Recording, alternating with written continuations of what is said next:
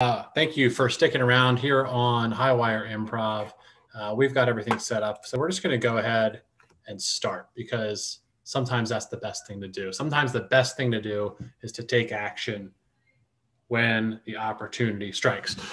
For those of you who haven't tuned in on a Wednesday evening, or if you've tuned in on a Wednesday evening where we haven't had this program, this is Walking the Talk. This is our semi-regular interview, discussion, panel series where we've been talking with improvisers, instructors, theater managers, people in the community in general about how improv theater has been working since everything that happened in 2020 and how it could work better in 2021 and beyond. And we've been just super, super lucky to have some great people come through and talk with us about that. Today is no exception. We're lucky to be joined by the wonderful Kim Alou from Socially Distant Improv, the People's Improv Theater in New York, probably other stuff. We'll let her tell us more. And here she is. I mean, I'm here. She's Hello. here. Hello. Thank you so much for being here. Oh my gosh, Barry, thank you for having me. It's great to see you outside of a Dreamweaver rehearsal. It is. Yes. Kim is the coach of a team I perform on called Dreamweaver, and has taken us to new heights, new forms, new levels of complexity. Which is what I do improv for, the complexity. it's the strain on your brain that I got into this to do now. And it's been really great. But you do so much for everybody who maybe hasn't met you before. Could you do a brief intro? Okay. So I'm Kim or Kimberly Alou, never Kimmy. That's always the thing I tell everybody. Noted. I'm an actor and improviser. I've been doing both for over 10 years now. I've been teaching at the People's Improv Theater for just over 2 years.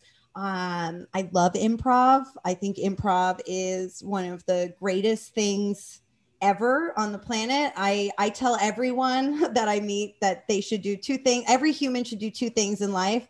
Go see a therapist at least once, because it will change you, and take an improv class, because it will open you up in ways that you truly can't even imagine.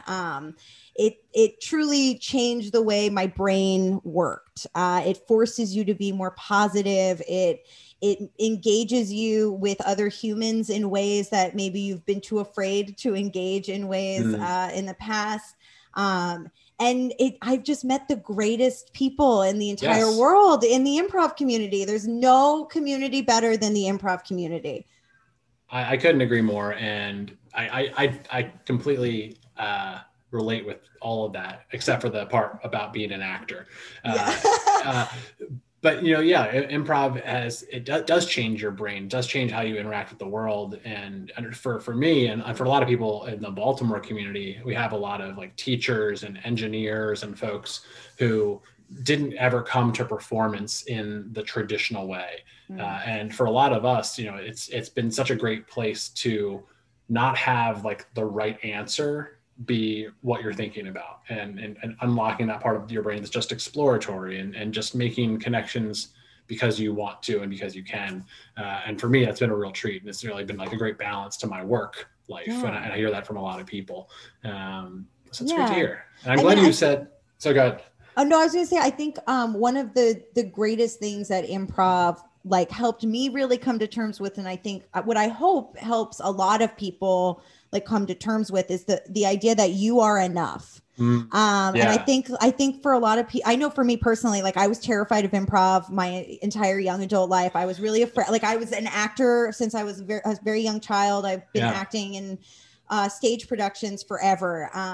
And then I did the move to LA, and I was doing stuff in LA, and I was so afraid of improv because my exposure to improv was, Herald nights at UCB or ASCAT nights at UCB, and Whose Line Is It Anyway? And I was like, I can't do that. That's for funny people. Like that's for people who are naturally funny and good at being funny. And I'm not funny. I'm a dramatic actress. And then I took an improv class with Kevin Lapson, who's a big improviser in New York. And he like really unlocked something in my brain where it was just like truly believing and understanding this idea that you are enough. You are enough just as you are. You as a unique individual are funny. Because all humans are funny, and it's just a matter of like relaxing into whatever the scene is, and embracing each other, yourself and your scene partner, staying positive. And obviously, right, like there's a million tools we put in our tool belt that we can pull out in improv, but just that real base idea that I, as Kimberly Alou, am enough to make something interesting or funny on stage. And I think that's something that not a lot of people are like aware of or comfortable with in themselves. And so it keeps them away from improv, and it makes them scared of improv, when they are enough. They are completely enough just as they are. It's just a matter of being comfortable in your skin to be enough.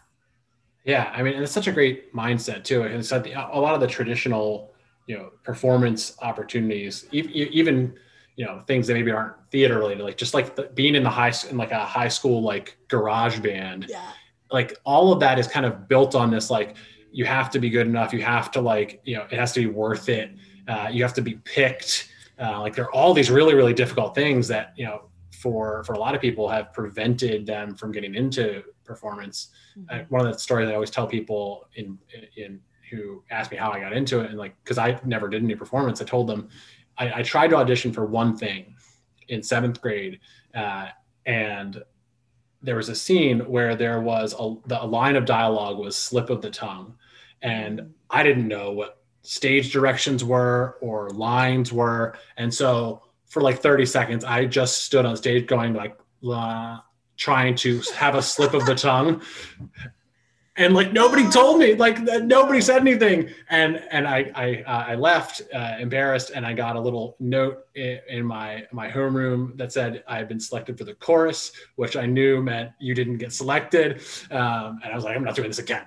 And it's just so funny how many constructs are built into that, and it's been one of the joys of seeing like what people have been doing online, because for me, like one of the biggest exciting parts of all this is how freeing and democratizing these platforms have been compared to kind of the standard improv theater structures.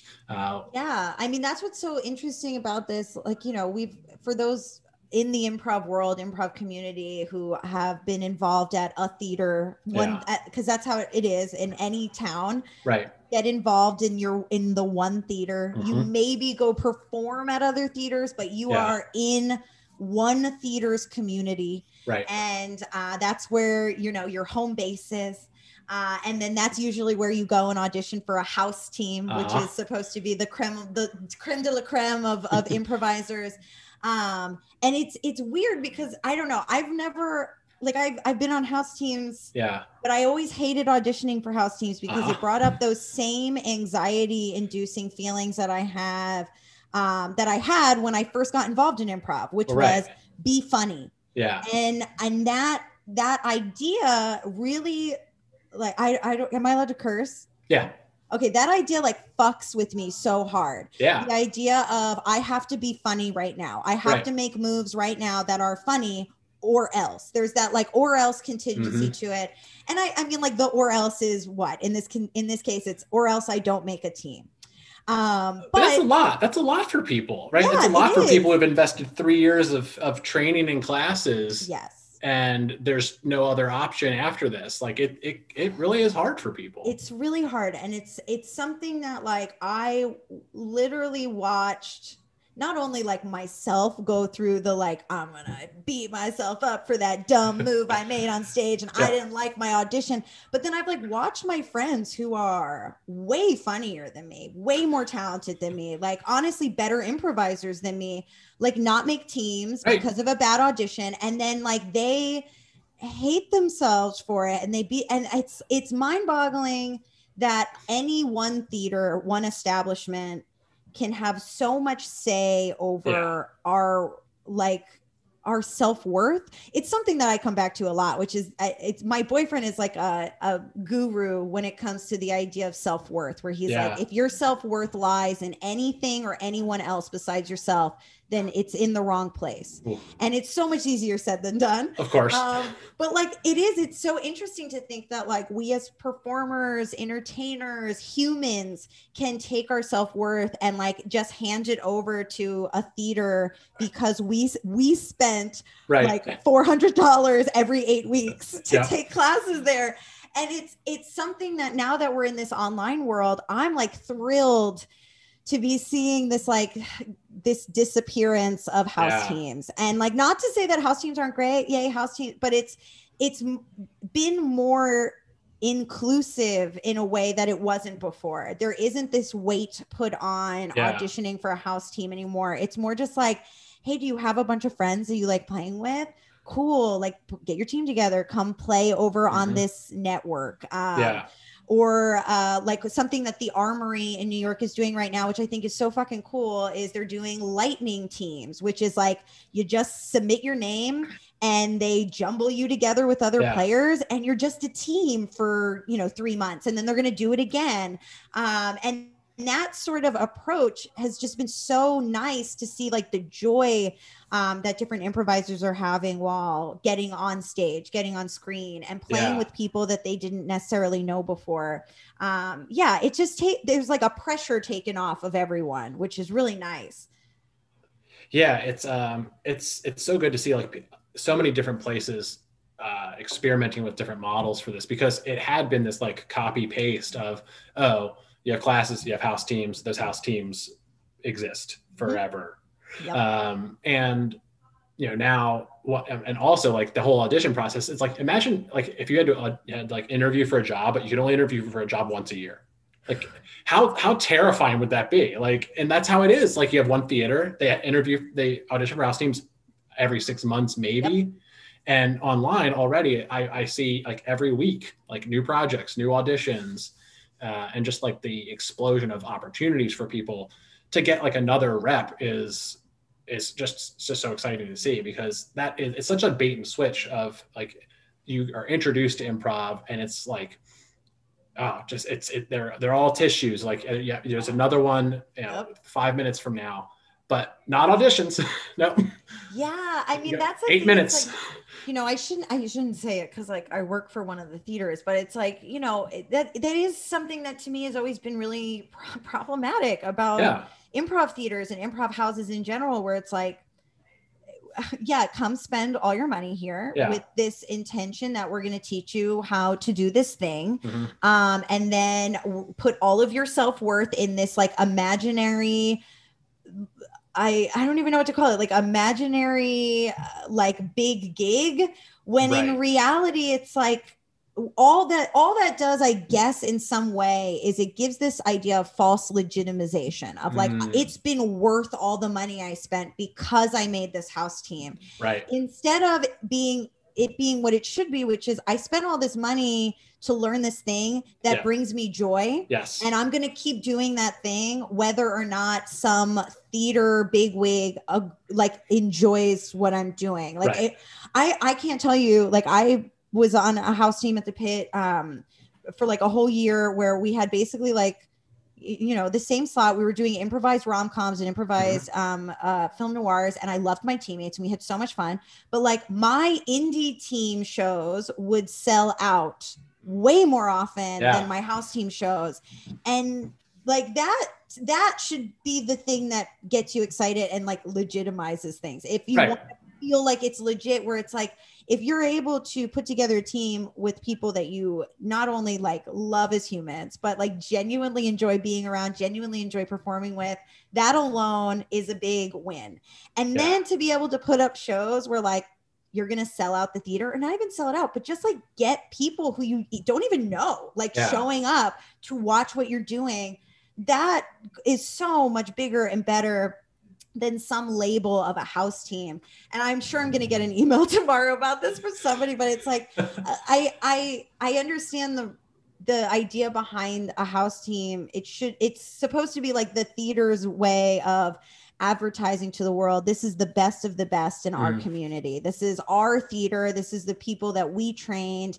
These are the best of the best. But I don't know that that's always necessarily true with house teams. So And I think that's where we're at. And I think what a lot of theaters are reckoning with is like, people don't, maybe somebody does, but, people aren't setting up this structure of classes to house teams and, and main stage time, like to intentionally fuck with people, right? No. Yes. Yeah, we're all interrogating these structures that we've been, we just kind of assumed are the way things are because that's how they've been, and we're asking, can there be a better way?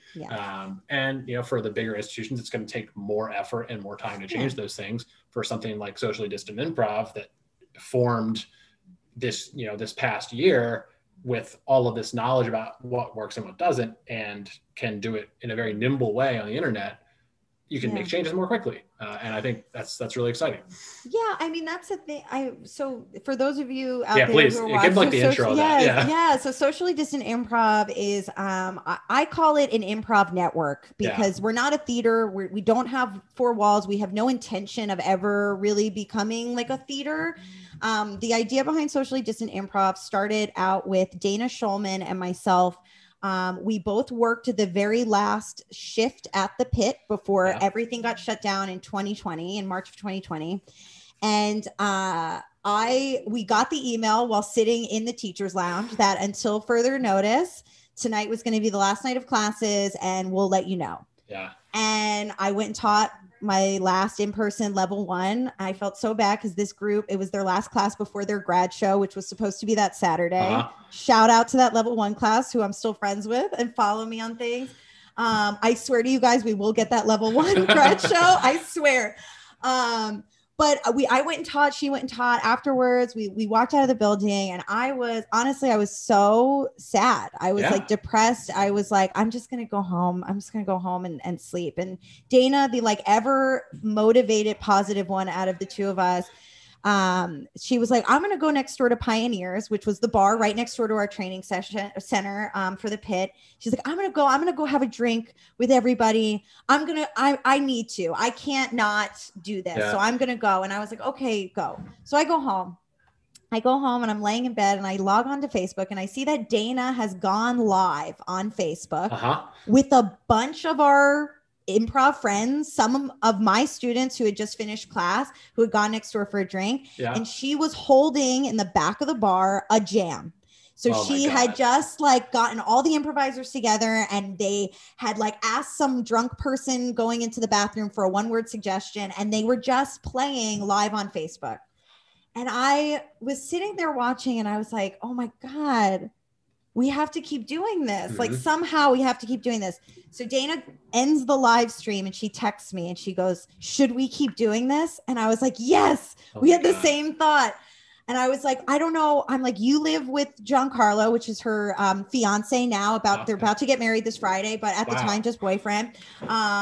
She lived with her boyfriend. I was living with my boyfriend. We had a bunch of friends who were living with their significant others. So we were like, let's do Two Prov Tuesday. Just every Tuesday we'll do like an hour or 2 hours and we'll all jump on and we'll do Two Prov with our significant others. And then we slept. And then the next day Dana's like, I made an Instagram account. And I was like, what do you mean? And she's like, I made an Instagram account. I'm going to call us Socially Distant Improv. And we're going to do Two Prov Tuesday on that account. And I was like, great. Cool. So we start doing it. And then all of a sudden, our wonderful community at the Pit started reaching out, all of our improv friends. Hey, can I do a show on this account? Hey, I have a character. Can I do a character? Hey, I'm a stand-up. Can I do stand-up? And we just started saying yes. We just said yes to everyone who asked. We just started giving the password out to anybody that we knew. We were like, just take it. Who cares? And next thing we knew, we had at the time something like 30 shows all of a sudden, like, in the span of a month, we had like 30 shows, individual different shows, all of like popping up on Instagram Live.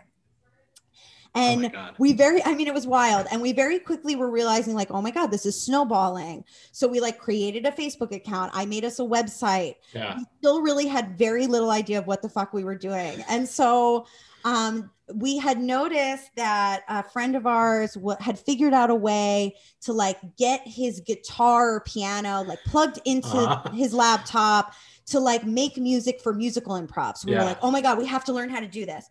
So Dana was scheduled to have like a call with this person And out of nowhere, Tom Talnis, who's another like big brain, who was a huge part of making Socially Distant Improv what it is today, had reached out to us. Just he hadn't been involved up until that point, just reached out and said, hey, I think it's amazing what you and Kim are doing. Do you need help with anything? Because we'll help. I'll help. And Dana was like, I'm about to get on this phone call to learn what OBS is. Do you want to come on the phone call? And he was like, sure. And so Tom became like our tech wizard. He like took to it like a fish to water. He learned all about OBS and Yellow Duck and how Zoom really functioned, how to do the Facebook Live and Instagram Live and all of it. And so for a while, like Tom was our tech guy, and he was like running a bunch of shows for us. Honestly, people don't realize, like, even 10 months ago, Zoom was not what it is today. No. It is a lot harder to use. Oh my God. They've integrated so much. They've made our lives so much easier. If anyone from Zoom is watching, can you please create a tag out and swipe edit button? Because improvisers would pay for the pro account in a heartbeat if you do that. So we just started, we were keeping ourselves like afloat, essentially. We were just like saying yes to shows. Yep. And then George Floyd was murdered. And I was, not only myself, Dana, Tom, everybody involved at Socially Distant was really upset. I was upset. Everybody was really, I was angry, upset. That's how I process emotion, as I get angry. And I was texting Tom and Dana, and I was like, what the fuck are we even doing? What the fuck even is this if we're not doing something with it? Like we have people performing, we have people watching. Like at this point, we were averaging anywhere between like 30 to 60 live viewers on any show. We were like, this is incredible. But I was like, what the fuck are we doing? And so Dana was like, let's do a fundraiser. Let's do a fundraiser then. So we organized our very first, it was a 25-hour Instagram live improv festival. Yeah. And I'm actually going to pull up just so I have the right numbers, because I know that we raised a lot of money and I want to say the right numbers for it. But for that very first fundraiser, we started it at we started for the Bail Project, and the Bail Project is an organization that basically pays bail for those arrested who cannot pay for their bail. And the big thing that was going on with after George Floyd was murdered was these protesters being arrested, wrongfully all these arrested. local bail funds and stuff were getting set up. Exactly. So I did a bunch of research. I chose Bail Project because I loved what they were doing, and we set a goal of $500. That's it. We were just set a goal for $500, and in 25 hours, we raised over $15,000. Oh my God. And it was incredible. And we were so excited. And so we kept doing them. So for like once a month for the next like 3 or 4 months, we were doing fundraisers. And when it was all said and done, we raised close to $30,000 for an array of different organizations. One was the Loveland Foundation. We did the Anti-Violence Project. Opening Act is another one. So we just kept doing them because we wanted the network that we were running to do something good with the eyes that were on it. We just recently did another fundraiser also for Opening Act, which is like a local organization in New York City that helps like underfunded schools bring theater programs and improv programs into the schools that don't have a theater program. And we raised another like $3,000 for them. And that was only like a 12-hour festival that we did. But it was the motivation that really kept us working so hard to like not only continue what we had started, but to like grow it and continue to grow it and keep getting more and more groups and people involved. And it's been incredible. One of the things that sort of sprouted from this was our anti-racism for comedy folks discussion panel, which is every Wednesday at 4:30 p.m. Eastern. Every once in a while we skip it because our panel is just a little exhausted. And so they need a fucking week. So we hold that on Facebook Live. It's anywhere between like 3 to like 13 different people in the comedy community, Black and brown performers primarily, who discuss their experience being Black and brown performers in the improv scene or the comedy scene. And they talk about things that we as white people can be doing to be better. They talk about how just the comedy community in general can be doing these different things to be better and more inclusive. One of the things that has been like so great for me as an educator in improv is really hearing their experience as not only teachers, but as students in classrooms, and their own experience with it. And it's the thing that, like, if you check out nothing else on Socially Distant, go watch those panels. We've had, I think, close to 30 discussions now, and they're not funny.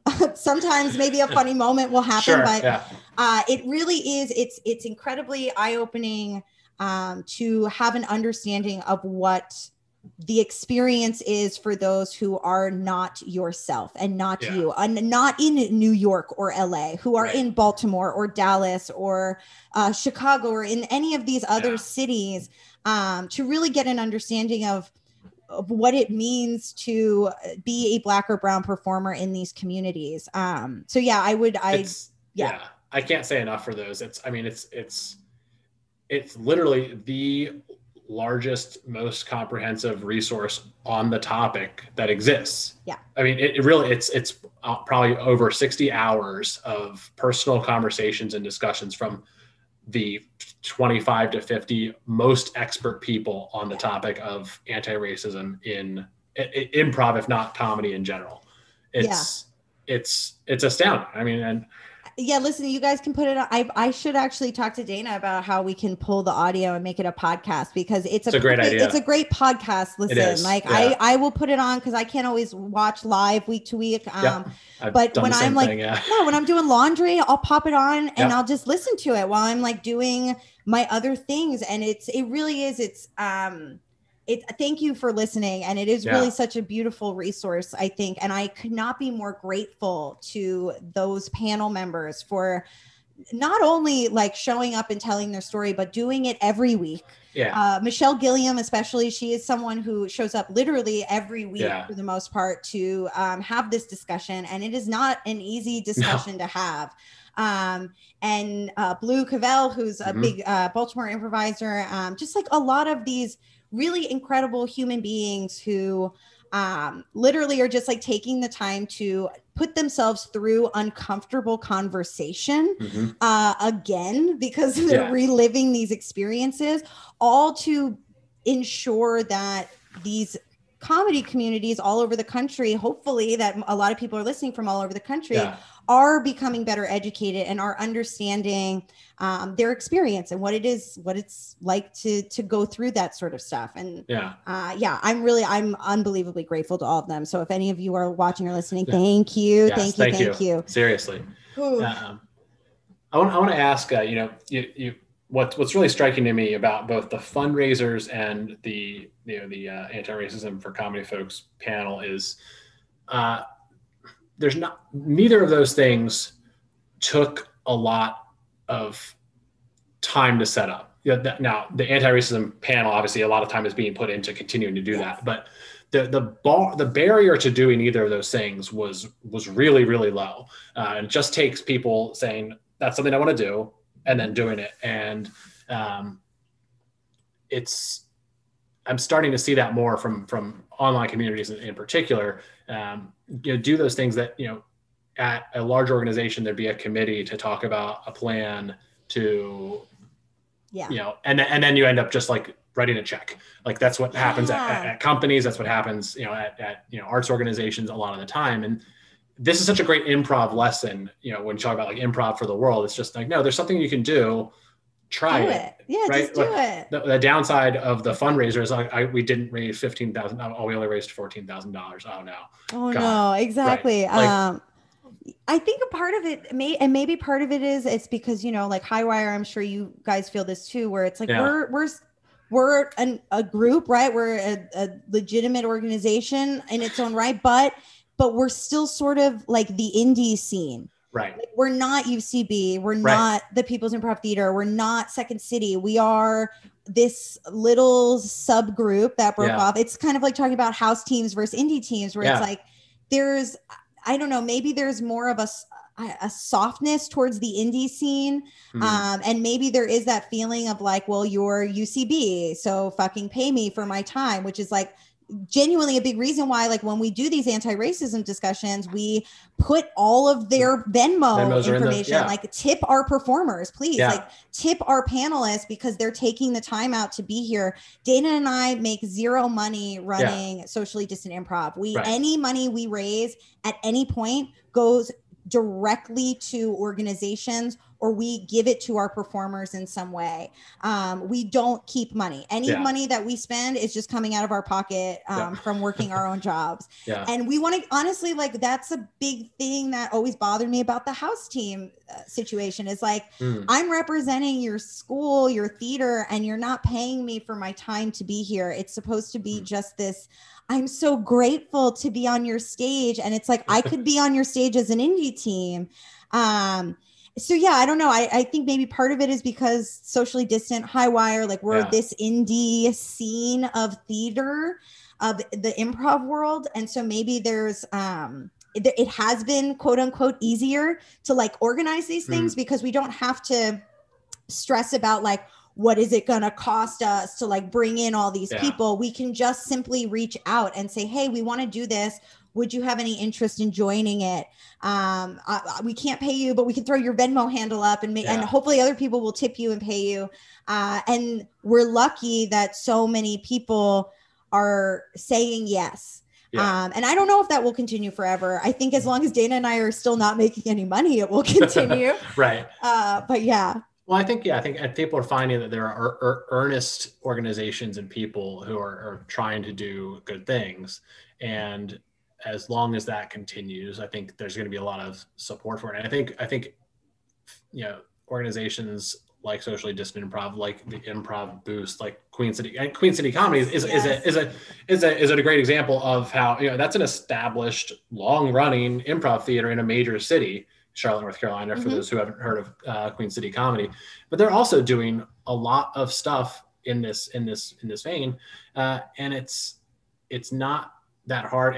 And my dream for all of this is it's going to become a competitive requirement. People are not going to go to places that don't do this in some form. And I think that's something that these smaller independent organizations actually have the ability to affect some real change by making that known and public. And and I hope so. That's the thing, is we shouldn't be the only ones doing anti-racism for comedy folks discussions. Like, there should be, like, every theater organization in some way should be doing something to have this discussion at the forefront. And I'm frustrated. I'll just say it. I'm frustrated by the Pit for not having something like that right now. And it's something that, like, we as the teachers have brought up several times. And, I think a big thing that it comes back to is what I just said, which is like, it's a bigger company. So they have to worry about being able to fund it. But, just as simple as like, just share ours, just like hit the share button on our fucking videos. I'm definitely going to get in trouble for this, but it's just, it's one of those things where it's hard to stay silent about it when it feels like the teachers, especially at the Pit, do a lot to make our classroom more inclusive, to educate ourselves on what we should be teaching, should not be teaching, how to handle racism in the classroom, I'll tell this story. I had an issue happen in a class where it was like, I'm glad that I at least have the tools to do this, but like, I was never trained by anyone on how to do this, where I had a student use a racial slur without realizing it was a racial slur. It was, I think a term that most people would know, but he genuinely did not know that it was a racial slur, that he had heard it his whole life being used, that he, used it just casually, like in a scene. And we had to, as a class, like unpack this and discuss it and talk about it. And it was a great learning experience. And I was really lucky that the student that it was used towards was, obviously hurt and frustrated by the moment, but was also willing to listen and also like share and say like, this is why this is offensive and this is why this is like hurtful towards me, and it not turn into this big like ruin the class moment. And I think that's something that like a lot of teachers aren't necessarily equipped to deal with, where they feel like, well, if I call this out, it's going to ruin the vibe. And it's like, no, that student using that term is ruining the vibe. Exactly. And you calling it out and discussing it and talking it through as a class and showing that it's okay to be wrong. Yeah. As long as you learn from the experience, where it's not okay to just keep using it. And by not addressing it, you're saying to that student, it's okay to keep using it. Yeah. And you're telling this other student that you think it's okay. Yeah. Exactly. Your experience is less than. Right. Versus like, okay, it was maybe a little uncomfortable for like 15, 20 minutes, but it was like the most important 15, 20 minutes I could have ever had with any class. Right. To just sit there and break it down and have both of these students be heard, but also really learn and grow from the experience. And like truly the two like continued to play together on an indie team after the fact, because there was no illness behind it. It was just truly like misinformed. Yeah. And I know that that's not the case a lot of the time. I understand that there are a lot of situations where people are using racial slurs to be a fucking asshole and to be ignorant and to like just make someone feel less than. But I think there is a lot of the time, especially with younger students, and I can say that both of these students that I had where this happened to were like in their late teens, early 20s, where they just didn't know. They had never been told by an authority figure, hey, this is an inappropriate word to use. This does not mean what you're using it to mean. Yeah. It means this. And then again, like have it be a moment to feel the shame of what just happened, but also understand that you're not inherently a bad person. You will be a bad person if you keep using this term, because you now understand what it means and we're going to learn from it and grow from it. And again, like I was, I think, very lucky in my situation of how it happened, how it was handled. We were able to tackle it in the moment. But I think so much of the time, these sort of things just get brushed aside or ignored or like discussed in an email after the fact, instead of it being talked about with everyone. And it's so important that it's discussed with everyone, because again, like you don't know who else in that room didn't know that was a racial slur. And so it's like, if we're able to tackle it as a group, talk about it as a group, grow from it as a group, everybody gets better as a group. Everybody gets closer and more understanding and kinder. And I really, it's something that I hope that when we return to in-person classes, I hope it's something that's happening right now with digital virtual classes, that we are properly engaging with our students, and more so that our teachers, new teachers especially, are being trained on how to handle these situations, on what to do in those moments. And I don't know that a lot are. And that's the thing that's really frustrating. I think the most about being a teacher in this world is we're not real teachers. We're teaching comedy. And I think that's something it's incorrect, and it shouldn't be handled that way. We should be held at just as high of a standard as any other teacher in any other subject, if not more so, because we are working with most of the time grown adults who are very much set in their ways and require a very different set of verbal skills to communicate with. And in an area of content where even people who don't overtly try to cause harm to other people may, because we're making stuff up on the spot, and it is a wellspring of everything you've ever learned and been exposed to in your life. I mean, I can't tell you how many times like I have like light sexism in classroom where Mhm. it's like, again, it's being said in a way where I know that the way it's being said is supposed to be perceived as a positive. However, it is not. A good example of this, again, I'm not never ever going to say any names, but I had a student in a classroom. It was one of the women's birthdays the day before, and she had emailed the group and they had revealed her age to the group, right? And so the following day, we all had class together, and he had made a remark of, "Come on, you're a woman. You're not supposed to tell us your age."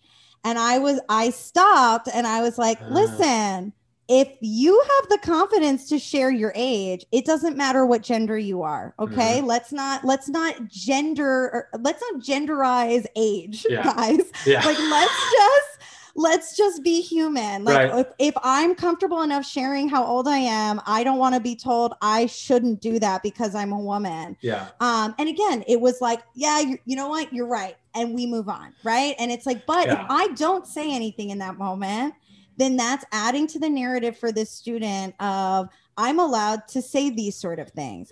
And again, it's not even so much of like trying to make anybody feel bad about the things they say. It's just trying to better educate each other on like what is okay and not okay to say. And again, it's like, I know that was said in like a loving gesture kind of a tone, but it's like, it's sexist. So like, don't be sexist, dude. It's fine. Just don't be sexist. And I know like I say guys and dude a lot. Right. And I'm trying to train myself not to do that because I understand that for a lot of people who are like non gender identifying, like are like non-binary, like that label of guys or dude can be triggering. So it is something that like I'm still training. I'm still untraining my own bad habits. And so we're all works in progress. And I think that's a big thing to remember is that we're all untraining ourselves from the garbage that we learned. And now just embrace the fact that we're all still growing and don't feel like just because I was wrong to say that doesn't mean you're a bad person inherently. It just means you need to unlearn it and we need to keep growing together. Yeah. And it's really interesting too, because the improv class is already a good improv classes are already doing that to people. They're already teaching people to unlearn, your own, your own restrictions, your own discomfort with yourself or how you interact with others. It is a perfect environment to extend that to these type of discussions. And the way you framed the examples you talked about, you could pick out certain phrases and they'd sound just like an improv note. And some people take some time to get used to it, but people generally don't freak out about improv notes. People do freak out still when you say that was racist. And I think one of the really exciting things about bringing this type of conversation to improv is there's also a normalization of, sometimes you're going to say something that was wrong. Somebody's going to tell you that it was wrong. And you're going to be like, oh, that was wrong. I'm going to change it. And it's not a catastrophe. It's just part of being better at the skill of life or the skill of improv. And, I really hope we can have like a push towards more of that in the culture where, it's just as comfortable to say an improv note as that was sexist note. Yeah, exactly. And again, it's like, I think so much of it is attached to ego. And, we're just inherently told that when we are wrong, we are bad. So wrong equals bad. And I think that's the thing more than anything else that is like so important to really remind ourselves and just remember in general, which is that like being wrong does not equal bad. It just means it was wrong. And now we're going to discuss what about that was wrong and how we can grow and be more right. Not even right. Just more right. Just more right. More towards the direction of positivity, more in the direction of correct versus again, just like ego drives into it of just like, I don't, that hurt me in some, and I understand it's tough. I understand it is tough for people to get those sort of like personal notes. But if we really start to frame our mindset in the positive, then any note we get is a positive, because it means that I have an opportunity to grow. I have an opportunity to be better here. It's not an opportunity to sink in. It's an opportunity to blossom and really like come to life with whatever that note might be.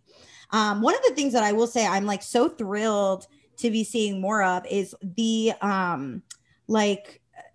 the embracing of pronouns. Yes. And I, you know, when I was still teaching in-person classes, I would ask my students, you know, in check-in, like, what are your preferred pronouns on the first day? So that way I would know. But it wasn't something that every teacher was doing. And now I'm seeing it like happen so naturally, like on Zoom, like people just adding their pronouns. And again, like for me as a teacher, it is wonderful to be seeing people be more like forthcoming with it. I had an experience early on when I was teaching a class when I still lived in LA, where I had a student who in the warm up, when I was asking like, what is everyone's preferred pronouns? They had said she, her, and then after class had pulled me aside and said, I'm not comfortable with other people knowing that my preferred pronouns are they, them. Right. And I would prefer if one-on-one you use they, them, but in a group setting, it's she, her. Yeah. And like, again, that to me is like huge eye opener, and something that like now in the virtual world, I can start to have a little bit more one-on-one with students regarding that, as far as like, hey, if you're not comfortable sharing your preferred pronouns with the group, tell me at least, so that way you and I can have that, if you want it, you want it, if you don't want it, that's fine. But just know that I'm here to support you out in whatever stage of journey you're on. So yeah, it's just, I think there's a lot of really positive things happening in the virtual improv world that was not totally being embraced in the physical world. And I just really hope that it all carries over back into the physical world when we get there. Absolutely. That is the dream for us all in so many ways. You know, from things like, you know, the use of pronouns and, you know, calling people in with notes, as well as just, you know, all these relationships we've crafted. You know, I hope the connection that we've all experienced, the explosion of connection we had on online improv, doesn't go away. I mean, speaking for Highwire, we're not going to stop online programming ever. Like it's part of the game now, for so many reasons, for the connection, for the accessibility, for the fact that internal accessibility to a city. It's like there's so many positives to it.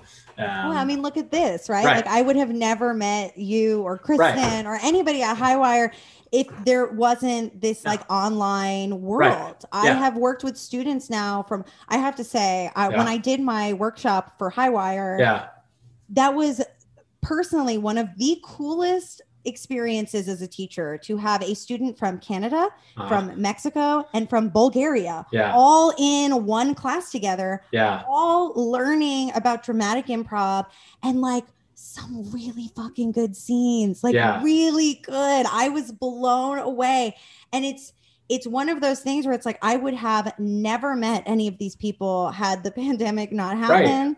And so like selfishly, I'm like, oh, I'm kind of glad everything got put online, just because it's opened up the network so much. And I feel such a love and connection for the Baltimore improv scene that I never thought I would feel in my life. And I just love you guys all so much. Yeah. Oh, please move here. But, and also like, even with New York, like I'd come to New York many times for work, and I'd seen shows, but all I really knew of my experience was going to UCB. And there was, you know, festivals where I would make my way around some other theaters, but even that, like, you may meet some cool people and it's for like 2 hours after a 1 a.m. show and you never talk to them again. And I'm so excited for the first set of in-person festivals after online improv. Oh my God. it's going to be an unbelievable experience to show up to these festivals and know everyone. It is like, I joke with my boyfriend a lot where I'm like, they're going to finally get a handle on the virus and then the first improv festival is going to happen, and it's all going to go downhill. Cause like, we're all going to, I know myself and my teammates who I have not gotten to see in a year, that I'm like, we are going to make out with each other all over the place. We're going to be like jumping on each other on stage. We're going to pack ourselves into a theater to watch a show or be in a jam again for the first time. And it's like, it's funny because it's like, I feel like I've definitely seen a drop off in people who were super active in the community in, the before times. Yeah. And now it's like, and then there was this like weird dip where it was like, oh wow, it's like the community gone. And now all of a sudden it's this like explosion again.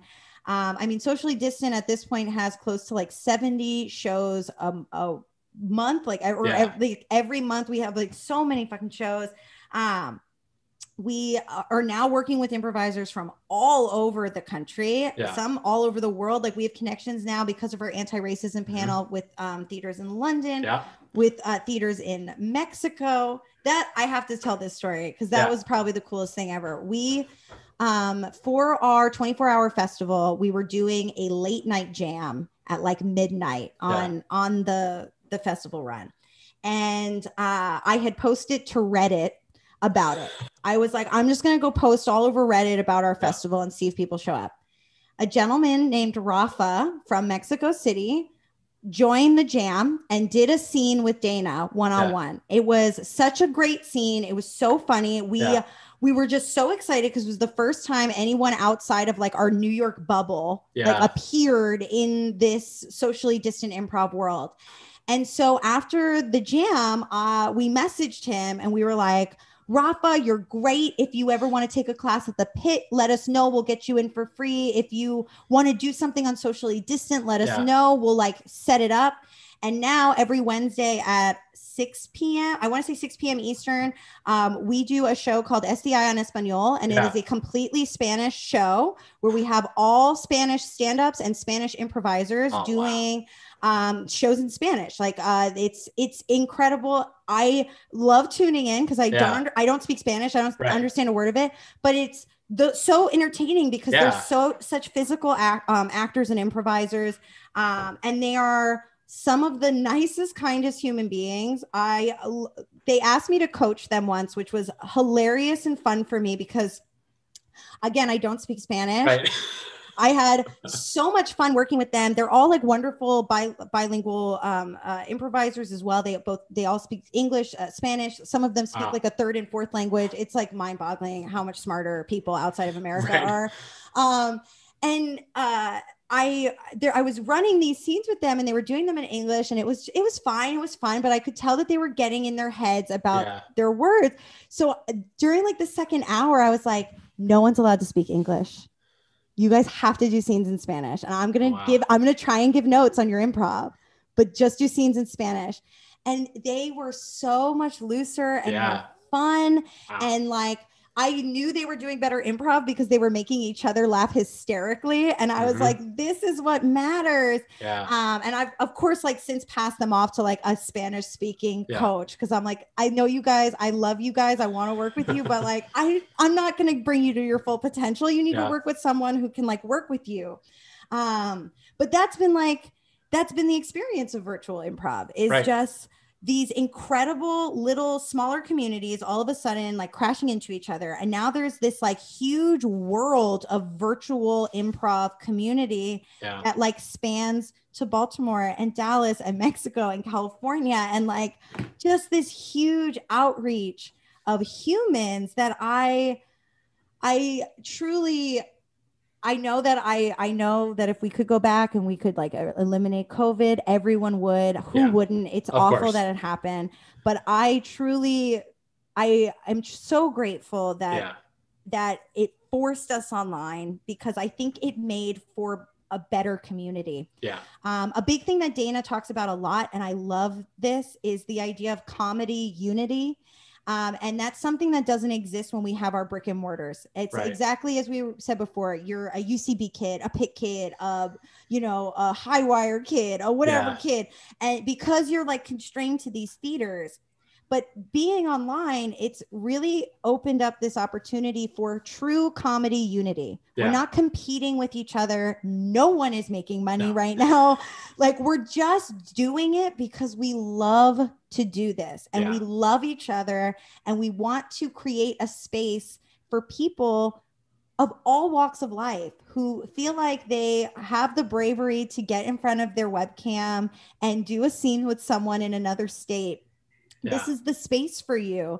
And I am really grateful that that's happened, because I don't think that comedy unity is necessarily possible when we're in brick and mortars. I understand why theater owners are, because they have to make money. I get it, especially in New York. It's so expensive, but I'm really, I don't want it to be anything other than this. I want it to be comedy unity forever. And I want people to love each other no matter what theater you're based out of or what town you're based out of. And I want the support to still be there. I love that I can like lay in bed at 2 a.m. and like go back and watch shows from earlier in the night, or like, you know, I'm trying to kill time at 5 o'clock while I'm finishing dinner, and I can put on Highwire and watch one of your shows while I'm doing it. Like, that never got to happen before. It took so much effort to like put on clothes and go to a theater and see a show. And it's like, now we don't have to do that. Now you can literally be in your pajamas. Like, I'm not even wearing a bra right now. Like, I can just like relax and like do this sort of stuff.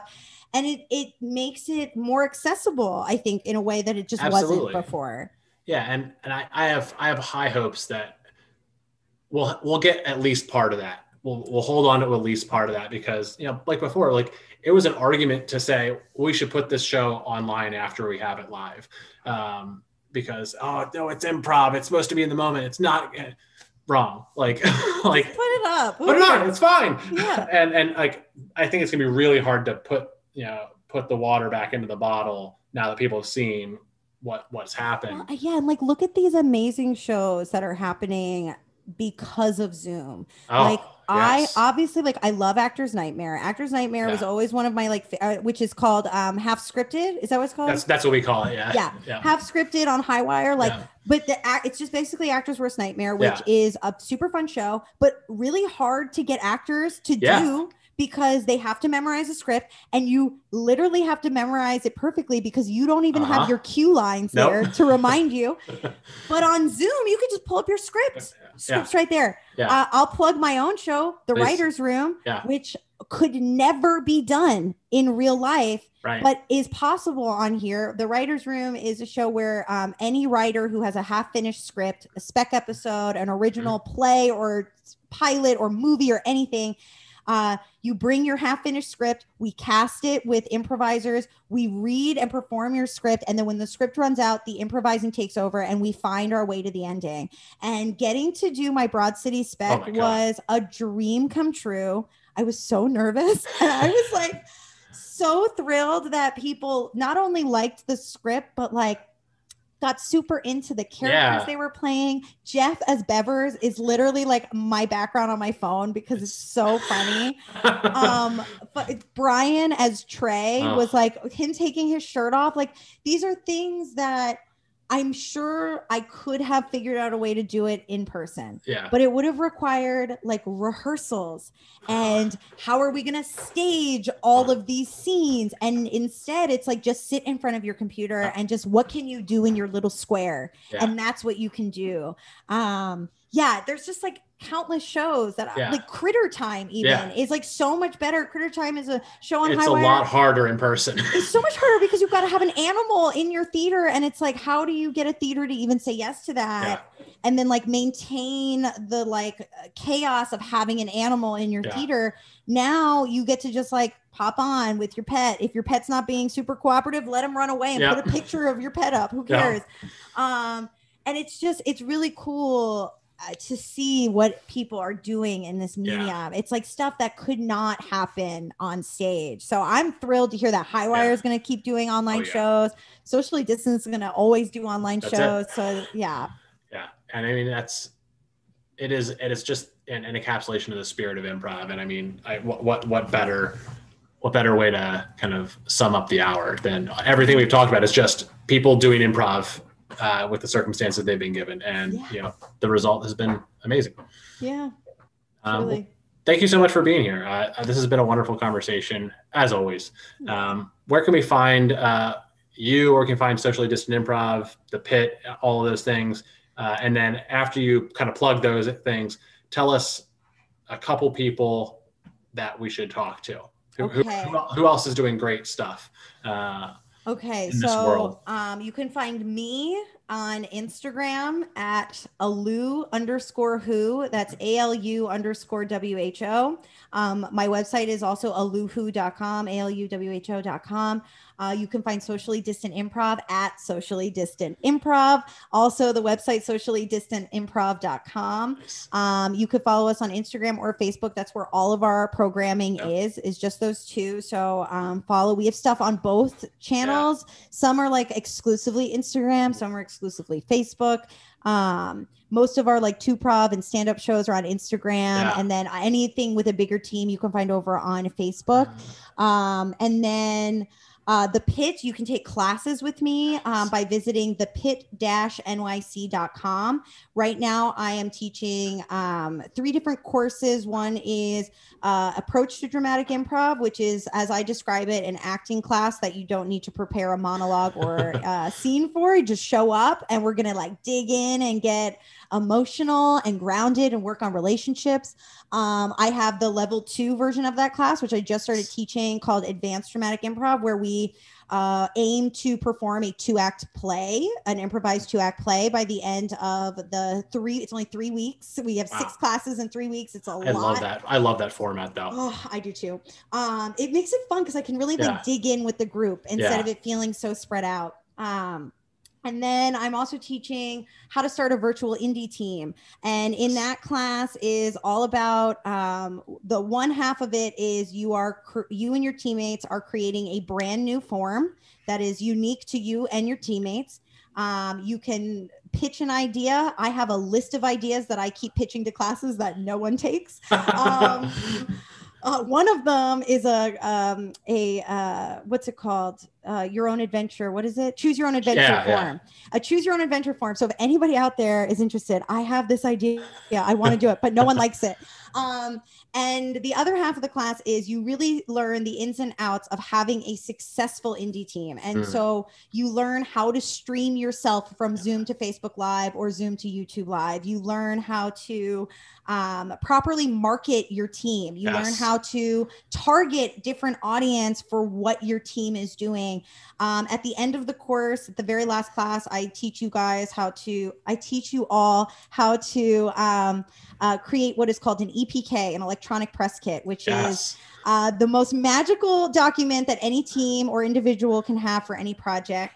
And so I created the course originally to be in person, and then COVID happened. And so I reformatted it to be an online course, and it's been super fun, and really proud to say that I think almost every team except for one that's come out of that class are still performing together, still indie teams, and are still performing, whether it be on Socially Distant or on Highwire.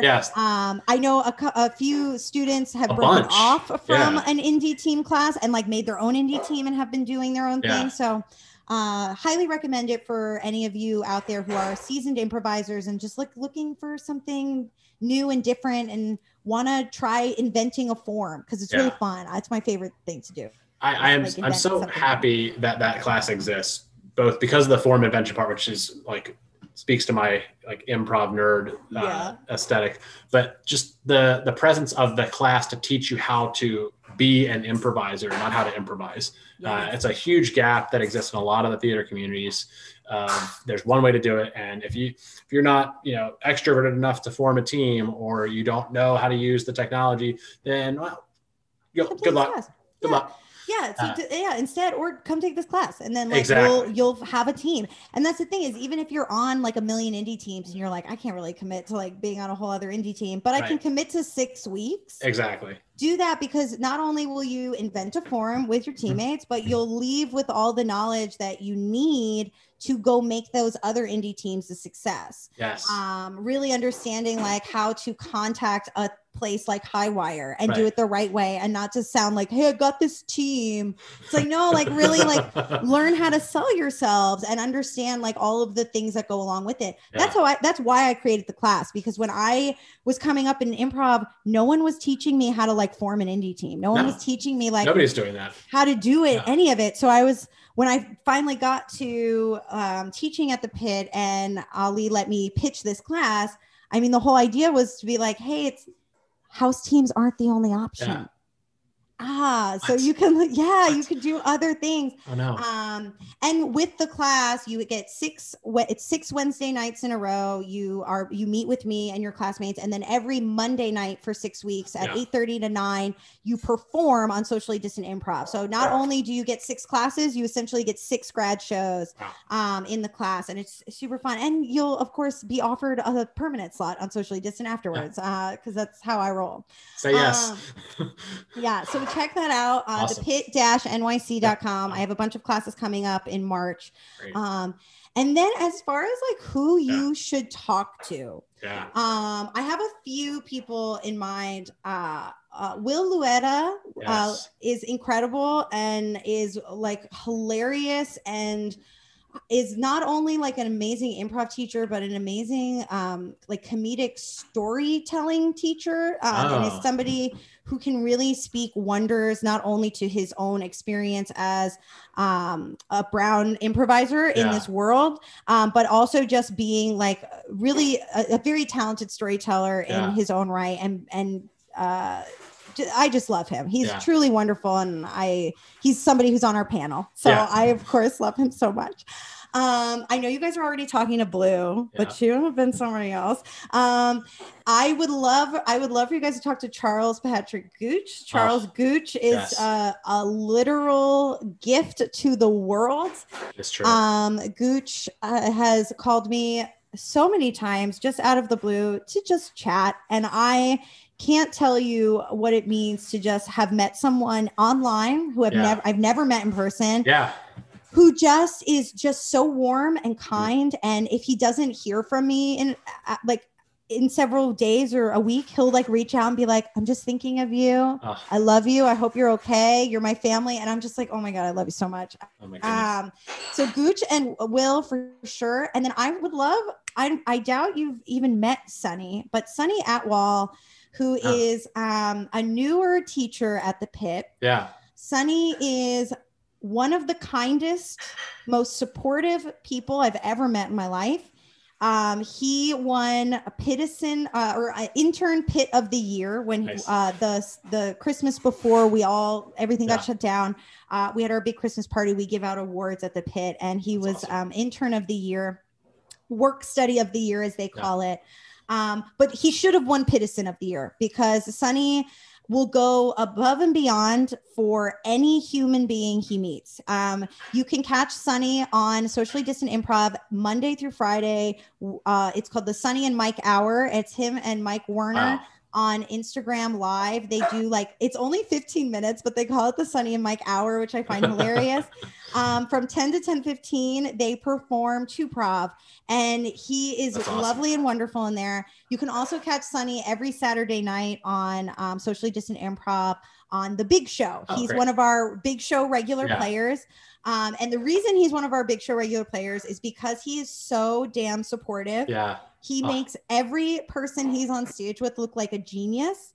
And he is just really intelligent. I've not met many people who are in the improv world who are also just like genuinely smart human beings, like who are like really well educated, who can talk your ear off about a lot of different subjects. And Sunny is one of those people. That's awesome. And he's very sunny. He's just a big ball of sunshine. He is sunny.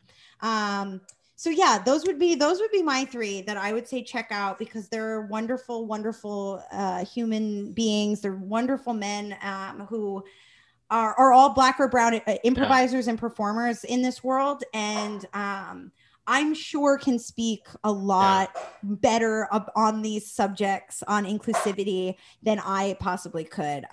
So all 3 of them, get them all on at the same time. Just have them just chat and be wonderful together. Sounds fantastic. Thank you again, Kim. This was lovely. Thanks everybody listening live, listening and watching in the future. And come back and see this show on Wednesdays, 8 or 8:30, depending on the week. And we'll have more wonderful guests. We've got like a growing list of guests. Like, I keep asking every one person for 3, so we'll never run out. Yes. Thank you again. And until next time, we'll see you all in Highwire Improv and Socially Distant Improv and everywhere online.